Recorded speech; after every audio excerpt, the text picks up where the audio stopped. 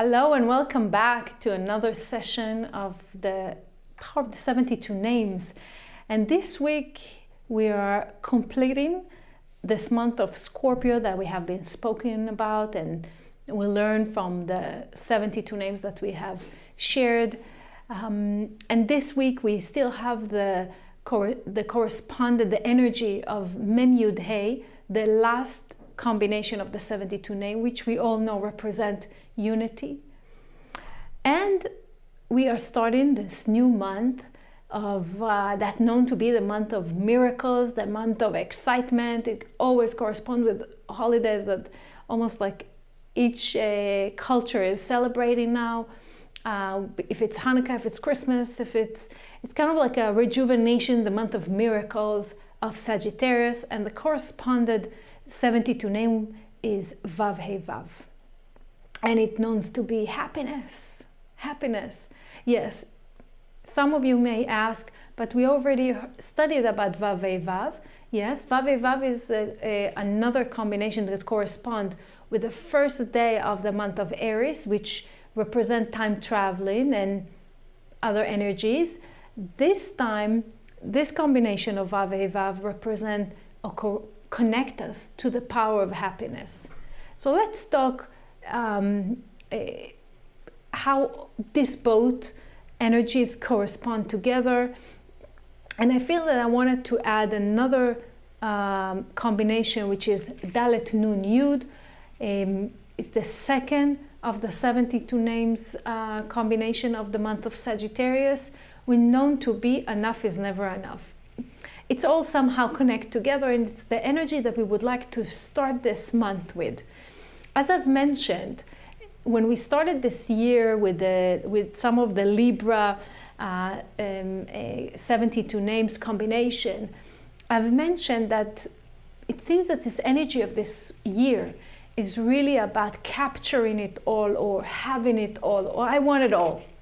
And the question that we raised in one of the sessions is like, if I want it all, what are the things that I'm willing as a vessel to put out there, or to work on, or to be, in order to draw it all? So if I want it all, I need to be all.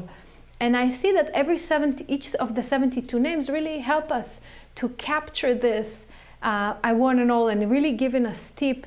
And even further than this, or moreover, we have the portions of the week that really help us to understand. And basically what I'm trying to say is that we're really getting the support from the universe, whether the portion of the week, whether the 72 name, even the line of the month in the Anav Bekoach for the month of Sagittarius, even helping us even more to have it all, to create, I mentioned earlier miracles, to really create a miracle reality in our life. So let's start to gather all of this together. So we really want to know, we understand that we welcome in ourselves to truly the most positive times of the year, right?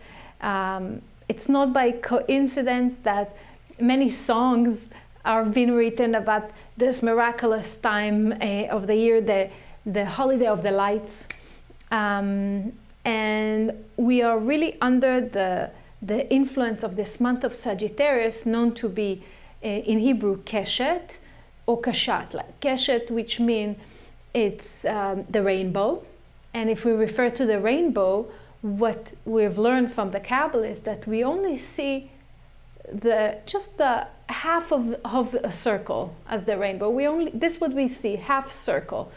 When the Kabbalists are explaining that actually what we don't see is the second half of the circle that under the earth we may be, and it gives us the first lesson of the day, and even for this month, that we only see half of the reality.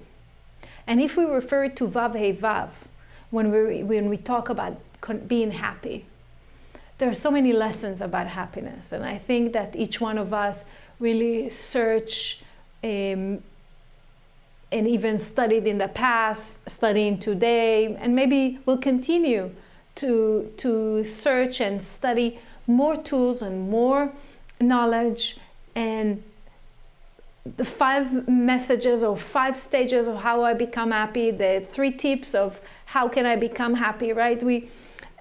It's a human desire to just be happy, and happiness is really defined in many ways to many people, like success. Like it seems that when a person is successful, maybe in his business, he's happy. When someone has X amount of money in the bank, he's happy. When a person has a great relationship or love in their life, they feel happy.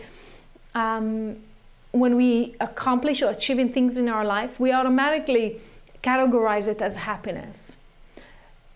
Even Kabbalists, when they speak about happiness, it's beautiful what the Kabbalists are saying, especially Rav Brandwein, the teacher of Rav Berg, mentioned in one of his letters to the Rav, is that as you have happiness, it's like less doubts. So the more we work on our doubts, the doubts in our ability to create, in our ability to achieve, in our ability to manifest, in our ability of being me. When we are doubting ourselves, the level of the happiness is going down. And if I refer to this message of happiness, it's their moment in time that we feel content and we feel at peace within ourselves, when we feel somehow complete, when we feel that just this moment I feel at ease, is a sort of happiness. And I think what we are aiming to reach in our life is those moments in time that hopefully we'll have more moments of this in the day, that we feel this internal peace, that we feel we're there. We don't need to search for more. We are there. And when we feel we are there, therefore we worked enough on our doubts, enough of understanding who I am, what is my identity, how do I perceive myself. Therefore, when we refer to the keshet, to the rainbow, and we understand that what we see is only half of the whole picture. We normally, when we view ourselves, we have to understand that we coming from the base of seeing only half, only see partial of our capability, of our soul. And you know what, I wish we were see even half. We only see a glimpse of who we are. Most of the time we drift into seeing what's wrong, right? So with the power of Vav Vav, reaching the happiness is exercising for ourselves this month, is to see the full circle, or even to try to understand that what I see at the moment is an illusion, and it's only half of who I am, of what capability that we have, the gifts that we have in our life. There's a section in the Zohar, in this portion of Toldot, that most of the time correspond with the month of Sagittarius, and it starts with the second verse in the Zohar, and it's really, even though the passage or the article is about the relationship between the Creator and the Torah, the ancient script, but it's really the relationship between us to the Creator. And Toldot is really about coming from, like, Toldot is like the outcome or the cause and effect, and it's also about our being, or the journey of our soul. So I'm going to read the section, the verse number 2, and it's also start from verse number 2 to verse number 3 and so forth, but let's start reading just to get to the energy of the Zohar and Rabbi Shimon. כד באה למברי אדם, אמרה תורה קמיה, אי ברנה שיתברא ולבטר יחטא ואנט תדון ליה, אמה יהון עובדי ידך למגנה, דהלה יכול למזבל דינך, אמר לה קודשה בריחו, עד קנת תשובה, עד לה בראתי אלמה. אמר קודשה בריחו לאלמה בשעתה, דעבד ליה וברא לאדם. Anochi, I'm just continuing, and it says, ובגין כך בראתי ליה לאדם בך, בגין יתעסק בה, ואי לאו דהן הנהר דהדר לה, לתוהו ובוהו וחולה, בגינה דאדם קיימה, אהו דכתיב אנוכי עשיתי ארץ, ואדם עליה בראתי. And if we'll read the translation in English to what I've just read, it says, when he wanted to create man, when the Creator wanted to create the man, the Torah said to the Creator, if man is created, he will sin, and you will punish him. Would not your handwork then be in vain? After all, he will not be able to endure the punishment. The Holy One, blessed be he, replied, I created repentance before I created the world. If he will sin, he will be able to repeat and be forgiven. Something that's very important that we'll understand what it's mentioned here. And of course, it's just on this verse we can study for hours. But if I'm taking a message here for us, for Vav Hey Vav, to connect to happiness by, as the Rav Brunwyn mentioned, to reduce the level of doubts that we have within ourselves, we need to remember that the world has been created to each one of us, to humanity. And even though some angels came in another article, in another portion, came to the Creator and told him, well, you're creating this, this world, man, Adam, humanity will ruin it. And here we see another conversation with the Torah, speaking with the Creator. Why you created the man is going to ruin this art, this artwork, your handwork that you have created. And then the Creator answered, I created repentance before I created the world. And if he, Adam, humanity, will sin, he will be able to repeat and be forgiven. As one of the Sagittarius trait is to, any challenge that comes to Sagittarius, they see it as an opportunity to really push forward and to overcome whatever challenge comes their way, and they're successful in that, but they have a lot of feeling of guilt of they're not good enough, guilt they are not capable enough, therefore they are taking so much of task on their plate to make things happen and to feel and to prove, especially to themselves, that they are worthy. One of the things that as a Sagittarius we forget, that we always have a second chance, and everything is set and created for all of us as humanity, and we can be forgiven if there's something wrong that we have done, or if something that we have done not really 100%. Regardless of the doubt, or besides the doubt, or even accompanied with the doubts, one of the things that really make us unhappy is when we are not seeing our accomplishment, or when we feel that we haven't manifested the task to the 100% of what we set ourselves to.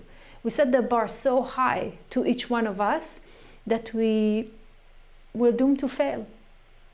So one of the practical tools for this month is to, set yourself goals.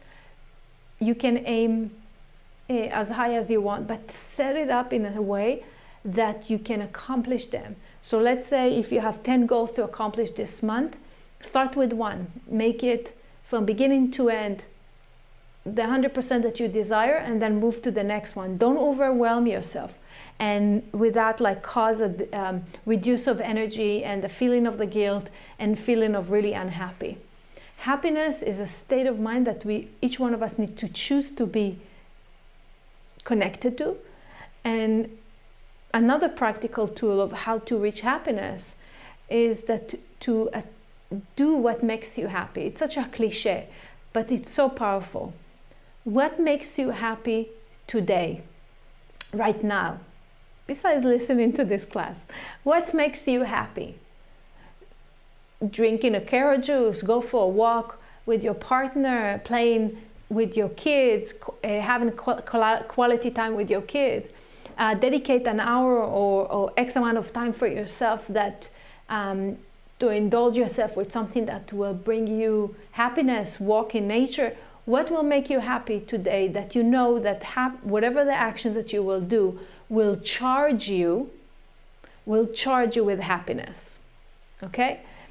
As it says that within this month, it's not by coincidence that it's considered to be the third month that started this Kabbalistic year. But there is a secret about this, because the first month we have connected to is Libra, which is considered to be the right column. And the second month is Scorpio, that we just finishing right now. It's considered to be the left column.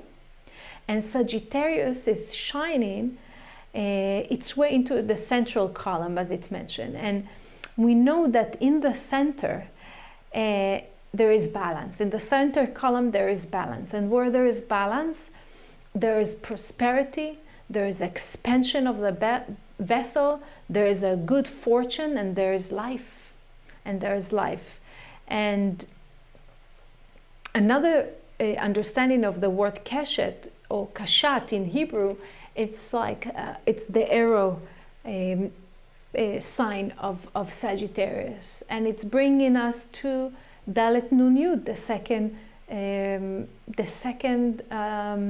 72 name of this month, which is enough is never enough. I want to start talking about it today, and next week we're going to continue to talk about this as well, because it's overlapping between this week to next week.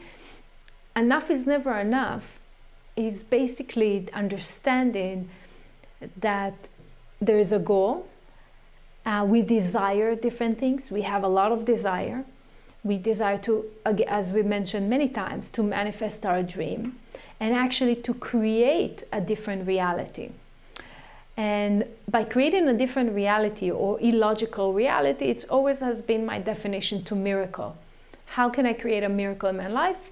Create an illogical reality. How do I create illogical reality? Being illogical with myself, doing things that are outside of my comfort or that are illogical to me, outside of my box. And this when we connect to Dalet Nun Yud, there's like, what are the actions that you're willing to take that are outside of your comfort zone and outside of your box, that it seems to be illogical. Another thing that is mentioned, or another verse that is mentioned in the portion of Toldot that correspond to what I just shared, is Ve'elokim nisa et Avraham. It's a kind of conclusion of life of Abraham in this portion, but the rebirth, the birth of Isaac, of Esau and Jacob, and there's a beautiful sharing relationship between Isaac and Rebecca and the birth of the twins. But there's also a section in the Zohar that concluding the tikkun or the process of Abraham on this earth, and it says Ve'elokim nisa et Avraham. Nisa is a translation in Hebrew, the literal translation, and he tried or he tested. Nisa is tested Abraham. And we know that Abraham was tested 10 times from the moment he had an awakening at the age of 75 to connect to the One, connecting to the Creator, till 99, where he received the blessings that he's going to have a son and continuation. And there's a Elokim Nisa et Avraham, and the Zohar is explaining what the word of Nisa. So we know that one interpretation of Nisa is testing, and the tests are known to each one of us, that we are in our life journey, in our soul journey in this earth, we have been tested in the past, being tested, gonna be tested many times. It's we call it many times challenges, but every situation that comes our life is really understanding that it's just it's not a bump in the road even. It's kind of like, when we play bowling, and for kids, when they play bowling, they have this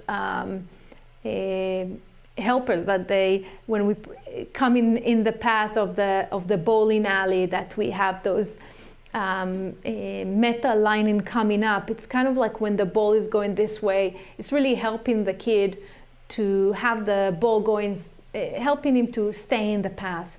And this is the way I see when we look at challenges that come in our way. It's really like this, like as if we're in a bowling alley, we have the helpers that those tests are helpers that we will maintain our walk in the same path, the path of the light, to reach our goal.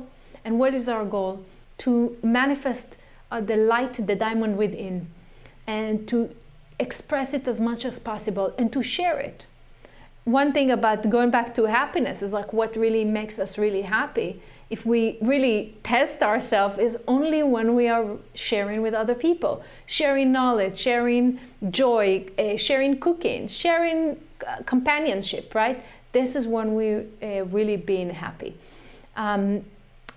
So when we speak about the test of Abraham, and in referred to us, like he was tested and he overcome every test, and he understood that every test is just keeping him on the track, is a learning lesson, is gaining more attributes and more qualities into his life. After the test number 10, he became Abraham. He became the channel of chesed, the channel of mercy for this world, and much more. Another interpretation for Nisa is come from Nisayon, which is testing, but it's also come from Nisim, which is miracle. So every time that we are going through a challenge, we're going through something that doesn't work in my original plan of life, that is being really being there to test my reactiveness, my doubts. And every time we overcome that, we experience nes or nisim, which are miracles. So you see in Hebrew the word nes, miracle, or nisim, miracles, is the same letters that are being used for the word nisa or nisayon, which is testing or tests.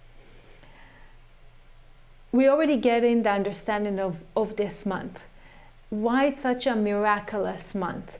Of course, it's a balanced month. It's correspond with the third column month, which is really harmony and abundance of prosperity. But the abundance of prosperity, or any abundance of some sort, it's the unification between the right column and the left columns come together. When there is an understanding that with the knowledge that I'm gaining, that I'm working on it, that I'm maintaining knowledge and consciousness, with the power of my sharing, I can create this abundance in my life. With understanding that every nisayon, every test that's coming my way, it's not coming to put me down or to create more doubts about myself. It's here to lift me up, to able to see the upcoming miracles in my life. Remember, we only see half of the circle, not the whole circle. So the idea is like, we know that as every Sagittarius, you know that there isn't a challenge that they won't face, or a battle that they are not ready to wage and conquer, as I've mentioned. And all of us are given this quality this month. But what battle do we choose to fight? This is the question. What is our true cause? When we go within, we find the opportunity to battle against our own selfishness. And we want that every battle that we want to take on ourselves this month, we can win it, and we can, because this is the power of the miracle of this month. It's kind of like this month is accepting each one of us with a big, huge smile, like a friend that coming to us and hugging us and tell us, don't worry. As it's mentioned in the Zohar, you have a second chance. Don't worry, there is a forgiveness. And just remember, the world has been created for you. Don't be afraid. And we need to understand that the change inside of us create changes on the outside. So, and the external changes are being created for us from the outside. Those are known to be the miracles that we are all seeking for. And it's a beautiful time when we can apply the Vav He Vav and Dalet Nun Yud to understand that to reach happiness we need to reach the balance within, and to really work on ourselves. There is a story that Karen once shared, that is a story about a man who come to King David, and he says, you said that if I don't run after respect and honor, and I just do what I do and now with integrity and honesty, then eventually respect and honor will follow me.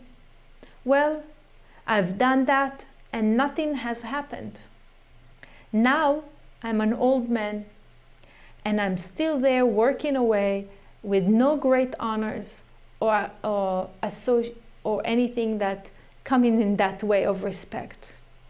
To this, King David responded, while you were running away from honor, how many times did you look over your shoulder to see how far it was behind you?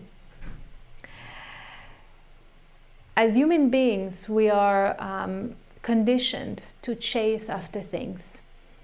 We chase after money, we chase after respect, we chase after love, we chase after happiness. Have you ever noticed, though, that things usually work out for the best when we don't chase after them? And we know that, we have heard it, like happiness is like a butterfly. The more you chase it, the more it will elude you.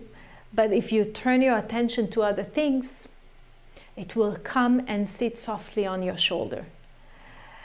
So this week, another practical tool that we can get with Vav He Vav and Dalet Nun Yud of this month is, instead of spending your time looking to feed your ego with approval of recognition or whatever else we want, let's focus our intention on our spiritual growth and how we can care for others.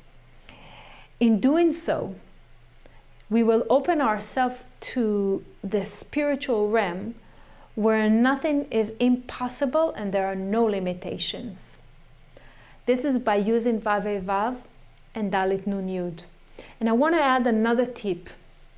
There are a lot to talk about today, but there's another tip I would like to share with you that not correspond with the 72 name, but it's something I've learned from Rav Berg, and it's mentioned in Days of Power when it relates to the month of Sagittarius. The second line from the Ana Bekoach that corresponds with Sagittarius is the second line, which is Kabel Rinat Amecha Segvenu Ta'arenu Nora. The sequence of the letters are Kuf Resh Ayin Sin Tet Nun, known to be Kras Satan, and we all know that the second line is also is really helping us to reduce our reactiveness and connecting more to proactive behavior. But the Rav also mentioned that Kras Satan or Kuf Resh Ayin Sin Tet Nun, or the second line, is helping us to transform any chaos in our life to miracles. And one of the tips that the Rav shared this month of Sagittarius that's going to start this week is, every time that we're using Ana Bekoach and we using the second line with a connection to this month, visualize a challenge that you have, a chaos that exists in your life, and see how it's being transformed into illogical reality.